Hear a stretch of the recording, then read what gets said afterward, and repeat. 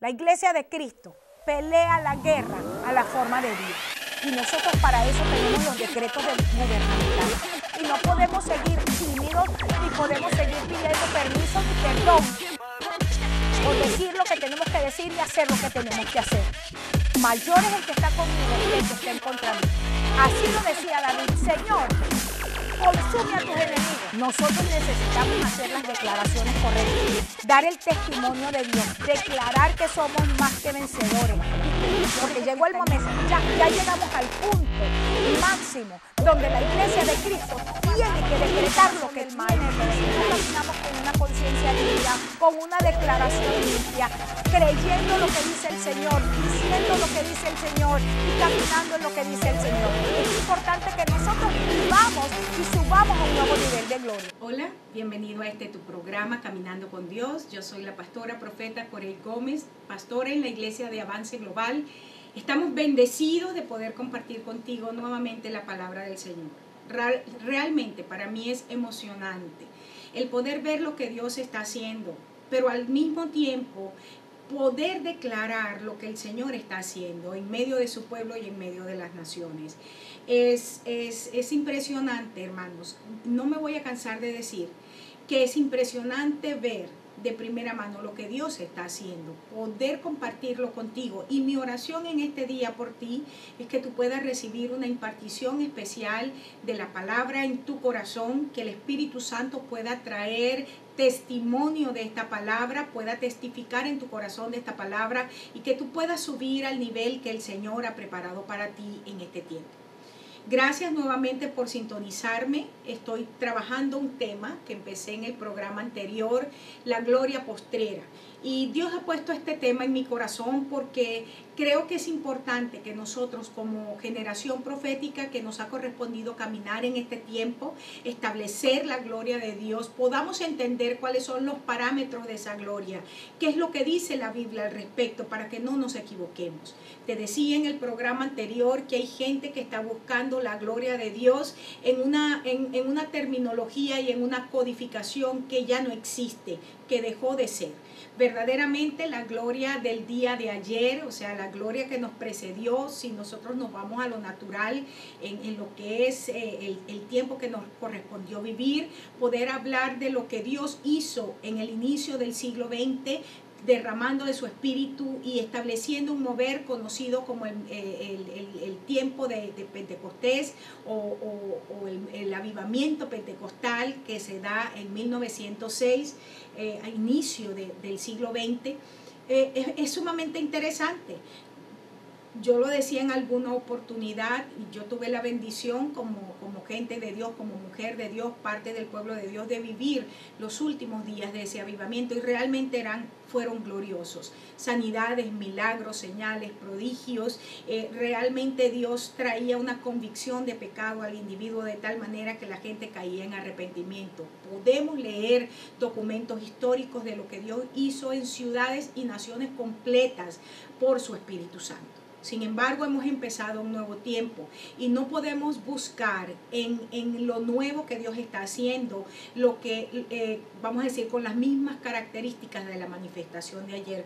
Fue maravilloso, fue tremendo, fue glorioso, pero dejó de ser. Somos un nuevo vaso y este nuevo vaso tiene que contener, ha sido preparado por Dios para recibir un derramamiento nuevo, un derramamiento fresco en nuevos términos, porque es lo que Dios está haciendo para este último tiempo. Te decía en el programa pasado y quiero establecerlo, reenfatizarlo en este programa. La palabra profética en el libro de Habacuc, capítulo 2, verso 14, es una afirmación rotunda que en este tiempo, que son los últimos tiempos, toda la tierra va a ser llena del conocimiento de la gloria de Dios. Y quiero reenfatizar el hecho que es el conocimiento de la gloria de Dios. No seremos beneficiarios únicamente de lo que Dios en su gloria trae, porque en la gloria de Dios hay sanidad, en la gloria de Dios hay salvación, en la gloria de Dios hay preservación, en la gloria de Dios hay provisión. y todo lo que necesitamos. Sin embargo, es el conocimiento de esa gloria, porque no nos va a ocurrir lo mismo que al pueblo de Israel en el desierto, que viviendo la gloria, siendo beneficiarios de primera mano de esa gloria, simplemente ellos perdieron lo que el Señor tenía para sus vidas, que era mucho más que comer del maná, tomar el agua de la roca. Era mucho más que eso.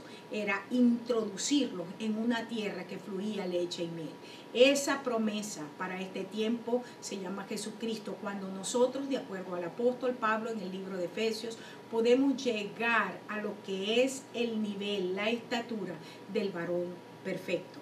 Ahora bien, te decía en el programa pasado que Jesucristo fue el cumplimiento de esta palabra. Y te leía un verso en el libro de 2 de Corintios, capítulo 4, verso 6. Quiero volver a leerlo para ti porque creo que es importante. Dice que Dios mandó que de las tinieblas surgiera la luz.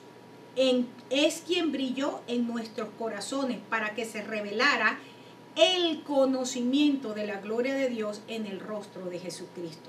Jesús, hablando de sí mismo, dijo: el que me ve a mí, ve al Padre. Y fue él mismo, todo él, ¿no? Era su persona, era su carácter, era su obra, la manifestación tangible del reino de Dios en la tierra. Quedábamos en el programa pasado y estuvimos hablando un poco acerca de las características de esa primera gloria, que es la gloria manifestada en el templo de Salomón. Y te decía que Salomón, como rey, no tuvo que pagar un precio para construir el templo. Su padre David, quien le antecede en el trono, un hombre conocido en la Biblia conforme al corazón de Dios, un hombre amante de la presencia de Dios, cuando recibe de parte de Dios la instrucción de que él no iba a edificar el templo, sino su hijo, David decide entonces acumular todos los recursos, todas las riquezas, todo lo que Salomón iba a necesitar para la construcción. Y te decía que aún hay historia extrabíblica que establece que David entregó de su dinero personal, de sus riquezas personales, grandes cantidades para que pudiese estar allí para la construcción del templo. Encontramos en la palabra que dice que Salomón, que utilizó todos estos recursos. Por cierto, que estaba leyendo en alguna de las datos extrabíblicos que encontré, fueron aproximadamente 44 billones, lo que sería en el tiempo presente, 44 billones de dólares aproximadamente, lo que Salomón utilizó para la construcción del templo. Una cosa impresionante. Sin embargo, volviendo aquí a esto, te decía que Salomón no pagó un precio, porque todo lo recibió de mano de David. Y qué maravilloso, qué grandioso. Sabemos también que el templo de Salomón fue como edificación, fue algo glorioso, fue algo majestuoso, fue impresionante. Gente, reyes de las demás naciones venían para conocer el templo y para escuchar de la sabiduría de Salomón de primera mano. Sin embargo, cuando nosotros vamos a la palabra y cuando Dios empieza a hablarle a Zorobabel, quien es el estereotipo, el prototipo para la gloria postrera, le empieza a establecer, vamos a decir, un paralelismo entre la manifestación de ambas glorias que iban a ser establecidas, o que fueron establecidas de manera contundente en los dos templos. Ahora bien, estuvimos viendo que, y creo que es algo importantísimo, el hecho de que Salomón, cuando hereda de David su padre, él hereda no solamente los recursos para construir el templo, pero también hereda la visión de la construcción del templo. Quiero enfatizar esto por el hecho de que en el prototipo del liderazgo, según la misma palabra, porque en Ageo el Señor le dice a Zorobabel, le dice a Josué, esto lo vemos en Zacarías también, dice que ellos representaban varones simbólicos para un tiempo por venir, y que ellos eran conocidos como algo que se llamaba el renuevo. de acuerdo a la profecía bíblica. El renuevo, según el profeta Isaías, tenía que ver directamente con Jesucristo. ¿Y cómo esto aplica a nosotros en este tiempo? Porque nosotros somos el cuerpo de Cristo. Nosotros somos su cuerpo, Él es nuestra cabeza. Entonces es una palabra que se aplica también a la iglesia de este tiempo. Así es que es importante entender que Salomón, como rey, como persona a quien se le encarga la construcción de este templo, no solamente no paga el precio, él no tuvo que hacer ningún sacrificio, sino que utilizó los recursos acumulados por su padre. Ahora, yo quiero entrar en el día de hoy en lo que es la tipología Zorobabel. Y es sumamente rico y te quiero pedir en el nombre de Jesús que abras tu corazón y abras tu mente para que podamos estudiar juntos este personaje.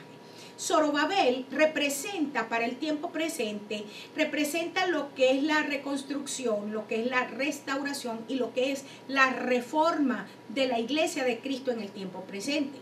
Vale la pena destacar el que no te puedes olvidar que en el tiempo de hoy, o sea, en lo que es el nuevo pacto, el templo de Jesucristo no es un lugar que puede ser construido con materiales perecederos, sino que está hablando acerca de nuestras vidas. Nosotros somos el lugar de la morada del Señor. Vamos a aplicar la tipología Zorobabel, los aspectos o las circunstancias que rodearon la construcción de este templo y vamos a extrapolar estas características para el tiempo presente y para nuestras vidas, no solamente a nivel personal o particular, sino también cómo estas cosas aplican a lo que es la construcción, la restauración de nosotros como familia y también como familia de Dios. ¿Quién era Zorobabel? En el capítulo 2 de Ageo, que quisiera tomarme un momento, el tiempo para leerte del verso 1 al 7, pero lo quiero leer en la traducción conocida como la Biblia latinoamericana. Dice de esta manera, Ageo capítulo 2, verso 1 en adelante, en la versión de la Biblia latinoamericana. Dice, el día 21 del mes séptimo vino la palabra del Señor por medio del profeta Ageo diciendo, habla ahora a Zorobabel, hijo de Salatiel, gobernador de Judá, y al sumo sacerdote Josué, hijo de Josadac, y al remanente del pueblo diciendo, ¿quién ha quedado entre ustedes que haya visto este templo en su gloria primera? ¿Y cómo la ves ahora? Tal como está, no es como nada a vuestros ojos. Pero ahora, esfuérzate, Zorobabel, declara el Señor. Esfuérzate tú también, Josué, hijo de Josadac, sumo sacerdote, y esfuércense todos ustedes, pueblo de la tierra, declara el Señor. Trabajad porque yo estoy con ustedes, declara el Señor de los ejércitos, conforme a la promesa que les hice cuando salieron de Egipto. Quiero releerte este verso porque el mandato de trabajar está contenido en un contexto de una promesa. Dice, trabajen porque yo estoy con ustedes. La razón por la cual nosotros nos levantamos para hacer la obra que Dios nos ha encomendado es porque Dios está con nosotros y porque esta acción, iniciativa de obedecer a Dios en trabajar, en hacer que la obra del Señor sea establecida en este tiempo, es porque hay una promesa. Dice que esto es conforme a la promesa que el Señor entregó a su pueblo el día que salieron de Egipto. ¿Cuál era esa promesa? Sigue leyendo el pasaje. Dice, mi espíritu permanece en medio de ustedes, no teman. Qué importante. Este verso es sumamente impresionante. Trabajen porque yo estoy con ustedes, declara el Señor de los ejércitos, conforme a la promesa que les hice cuando salieron de Egipto. Mi espíritu permanece en medio de ustedes. No teman. Verso 6. Porque así dice el Señor de los ejércitos. Una vez más, dentro de poco, yo haré temblar los cielos y la tierra, el mar y la tierra firme, y haré temblar a todas las naciones. Vendrán entonces los tesoros de todas las naciones, y yo llenaré de gloria esta casa. Esta es la promesa que empieza el Señor a delinear como la gloria postrera iba a venir a ese templo que parecía nada ante los ojos de la gente. Mía es la plata y mío es el oro, declara el Señor de los ejércitos. Verso 9. La gloria postrera de esta casa será mayor que la primera, dice el Señor de los ejércitos. Y en este lugar daré paz, declara el Señor de los ejércitos. Siempre impresionante porque la manifestación del Señor en este pasaje, en el contexto de la restauración, de la reedificación del templo, es como Jehová de los ejércitos, el Señor de los ejércitos. Y es el contexto guerrero, es en un contexto militar que se produce la restauración, la reforma de la iglesia. Zorobabel es un personaje a nivel histórico muy interesante porque Zorobabel significa nacido en Babilonia. En otras palabras, nosotros sabemos por la historia y la genealogía que este hombre era descendiente directo del rey David. Era un hombre a quien le correspondía el gobierno. Era un hombre que tenía unción para gobernar. Sin embargo, era un hombre que no tenía para este momento ningún modelaje de gobierno. Era un hombre que no solamente había nacido en Babilonia, sino que se había criado en Babilonia. Él no había visto de cerca ningún modelo de cómo gobernar.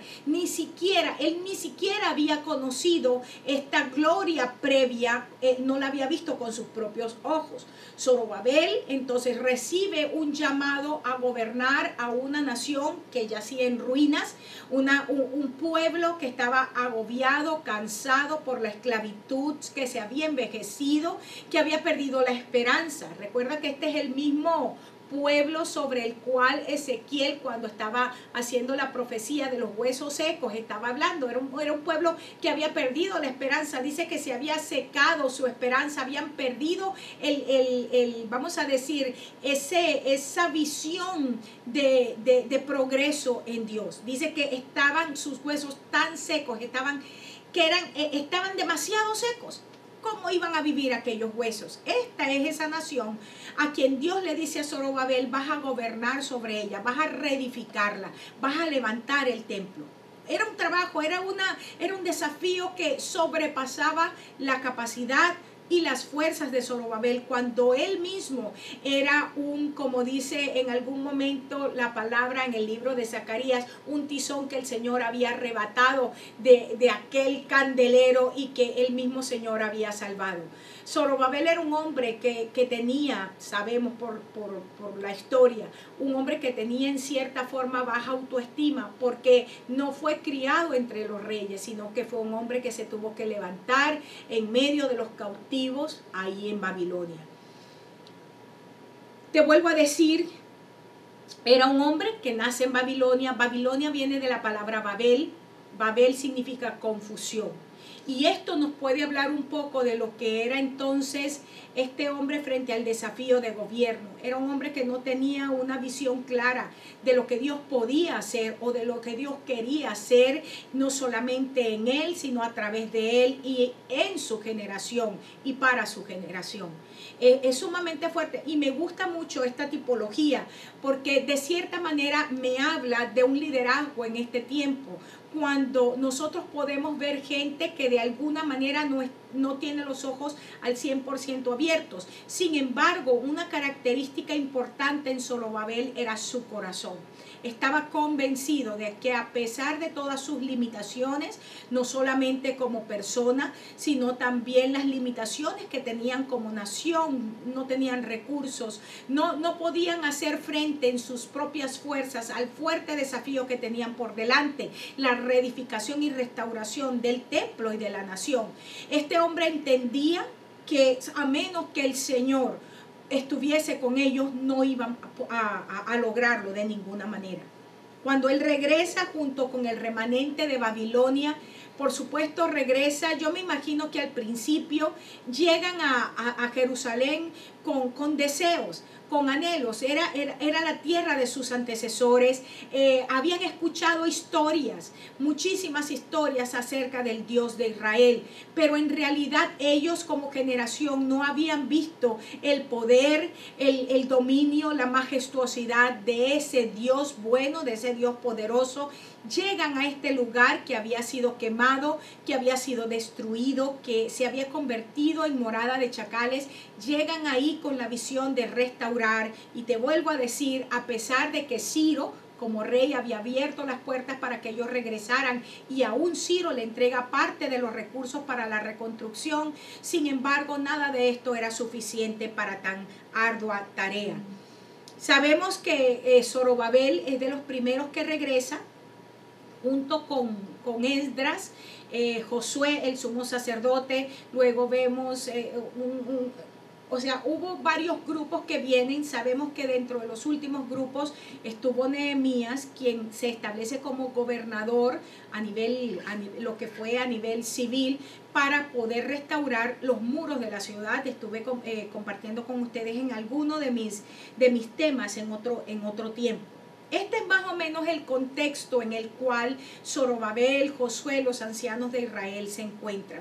Una ciudad completamente desolada, una ciudad quemada, una nación que estaba rodeada de otras naciones que tenían fuertes enemigos, que no solamente no iban a permitir que Israel como nación se asentara, sino que lo que estaba en su mano hacer, lo iban a hacer a toda consta. Era impedir que de ninguna manera, ellos no iban a permitir que Israel pudiera levantarse en medio de las ruinas. Era muy fuerte el desafío, te vuelvo a decir, muy doloroso todo lo que le corresponde vivir a este hombre. Zorobabel, te vuelvo a decir, enfrenta enemigos poderosísimos, tales como Sanbalat, tales como Tobías, tales como los árabes. Esta fue gente que confabuló en contra de Zorobabel, que confabuló en contra de Nehemías cuando llega para impedir la reconstrucción de la nación.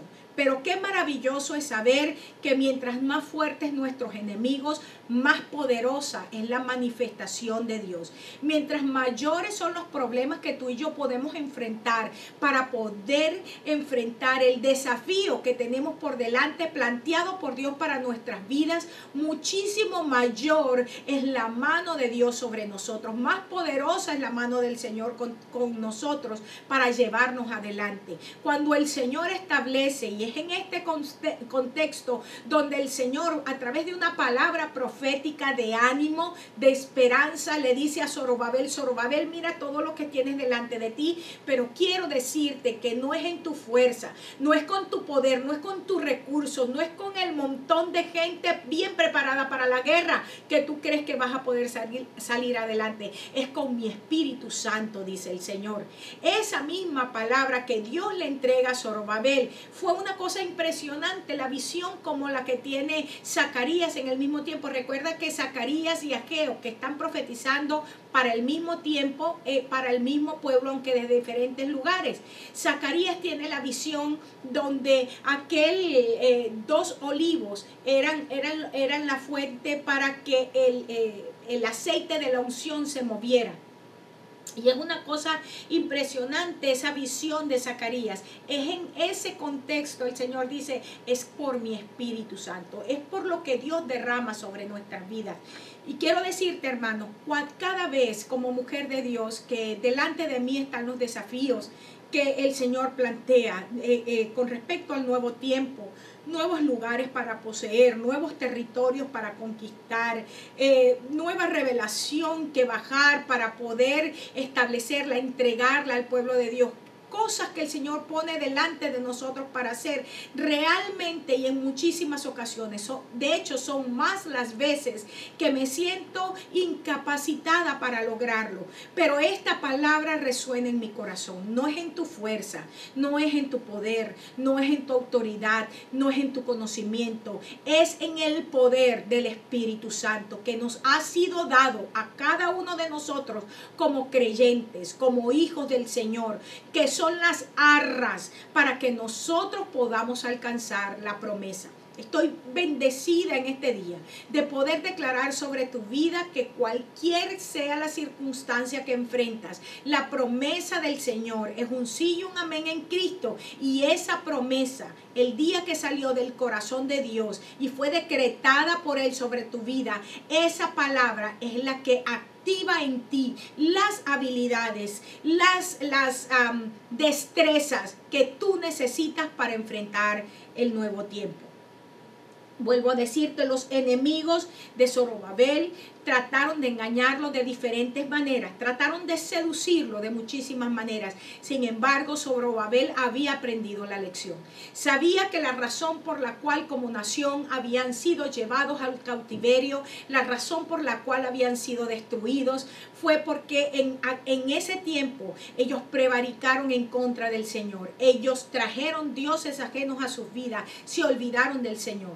Zorobabel había aprendido la lección y entendía que a menos que caminara en santidad, que a menos que caminara apartado para Dios, que a menos que recibiera de la mano del Señor no solamente los recursos, pero también la motivación, el impulso para seguir adelante, él no lo iba a lograr. De la misma manera nosotros hoy como iglesia tenemos delante de nosotros fuertes desafíos. Hay grandes, fuertes vientos de adversidad que han querido venir a golpear a la iglesia en este último tiempo. El espíritu de terrorismo que se ha levantado no es solamente contra las naciones, es de manera frontal en contra de la iglesia de Jesucristo. Los movimientos anticristos que se han generado en el gobierno, aún dentro de lo que es la iglesia institucional, vienen en contra del remanente del Señor. Sin embargo, esta palabra de Dios no es en nuestra fuerza, es en el poder del Espíritu Santo de Dios, que no solamente gobierna nuestras vidas, es el que nos capacita para el tiempo presente. Le doy gloria al Señor por eso y nos aparta, nos hace conscientes de nuestro propósito para que podamos caminar en fe, para que podamos caminar en santidad. Y santidad que no es una forma de vestir, santidad es un estilo de vida en el cual estoy consciente que soy un vaso separado para propósitos especiales. Es el entendimiento de la realidad que soy en las manos del Señor, un arma poderosa en contra de las tinieblas, en contra del enemigo. Le damos gracias al Señor porque para un tiempo como este, como generación, nos ha levantado y nos ha establecido para que su nombre sea conocido, para que su nombre sea establecido, para que los reyes de esta tierra y de este sistema tengan que postrarse delante de nuestro Dios y tengan que reconocer que nuestro Dios es el único Dios. Estamos convencidos hoy más que nunca, yo estoy convencida hoy más que nunca, que los mejores tiempos están por venir, que estos son los mejores tiempos donde la gloria del Señor se manifiesta de forma gloriosa y de forma donde las tinieblas no le queda otra cosa que huir frente a la luz, frente a la gloriosa luz del Evangelio de nuestro Señor Jesucristo. Quiero darte las gracias porque puedes sintonizarme en este día. Gracias también por la bendición que me das de compartir contigo esta palabra. Mi oración es que esta palabra te capacite y te habilite para vivir en el tiempo presente. Declaro en el nombre de Jesús que tú y tu familia, que tu congregación, tu ministerio reciben una impartición de poder directamente de la mano del Señor. Quiero esperarte en mi próximo programa. Te invito de manera particular a que puedas sintonizarme en esta nueva serie, La Gloria Postrera. Dios te bendiga, Dios te guarde. Te espero entonces en mi próximo programa.